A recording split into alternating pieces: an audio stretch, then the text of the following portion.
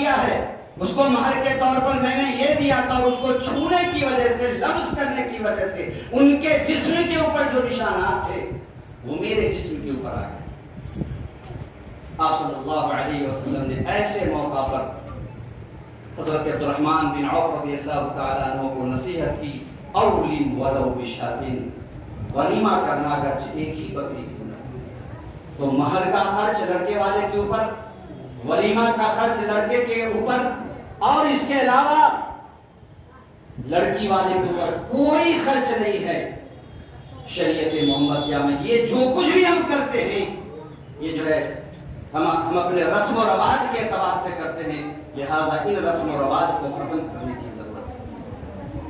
میں چاہتا ہوں کہ اس مجلس میں جو آپ کے سامنے ایک حدیث پڑھی گئی ہے جس میں نبی اکرم صلی اللہ علیہ وسلم نے عورتوں کی فضیلت کو بیان فرمایا ہے۔ آپ نے بیان فرمایا کہ عورت اگر اپنے اندر 4 خصلتیں پیدا کر لیتی ہیں تو جنت کے 8 دروازے سے داخل ہو سکتی ہے۔ عمل 4 کریں گی لیکن جنت کے 8 دروازے ان کے لیے کھول دیا جائے گا۔ نمبر 1 کیا ہے؟ صلت خمسہا، نمبر 1 کیا ہے؟ 5 وقت کی نماز کی پابندی کرے۔ نمبر 2 کیا ہے؟ صامت شہرہا، جب رمضان المبارک کا مہینہ آئے تو روزے کی حالت میں گزارے۔ نمبر 3 کیا ہے؟ حسنت فرجہا، اپنی عفت و عصمت کی حفاظت کرے۔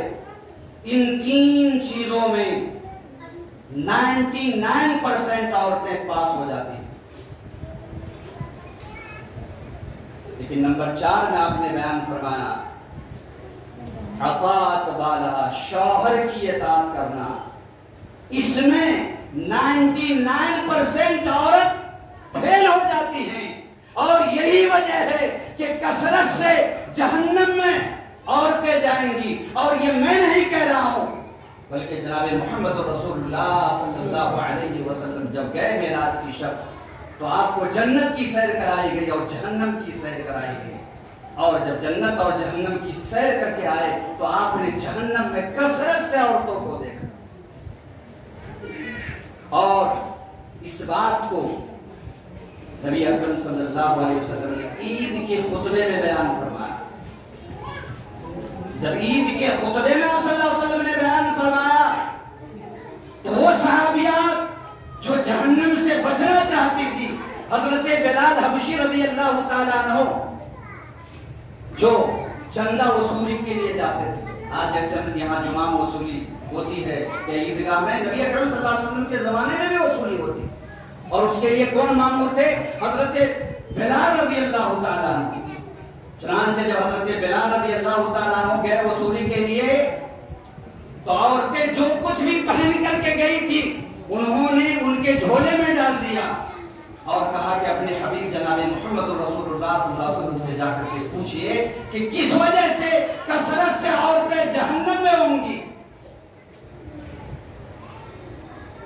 آپ صلی اللہ علیہ وسلم نے بیان فرمایا کہ تکفرن العشیر، اس لیے کہ وہ شوہر کی نافرمانی کرتے ہیں۔ یہاں تک کہ ایک حدیث میں نبی اکرم صلی اللہ علیہ وسلم نے بیان فرمایا کہ ایک مرد جسے اپنی زبان میں، مادری زبان میں جوڑوں کا غلام کہتے ہیں، آپ نے بیان فرمایا اگر جوڑوں کا غلام بن کر کے رہے، اگر کبھی کوئی کمی ہو جاتی ہے تو فوراً کہہ دیتی ہے کہ جب سے میں تمہارے یہاں آئی ہوں تب سے کبھی میں خوش نہیں۔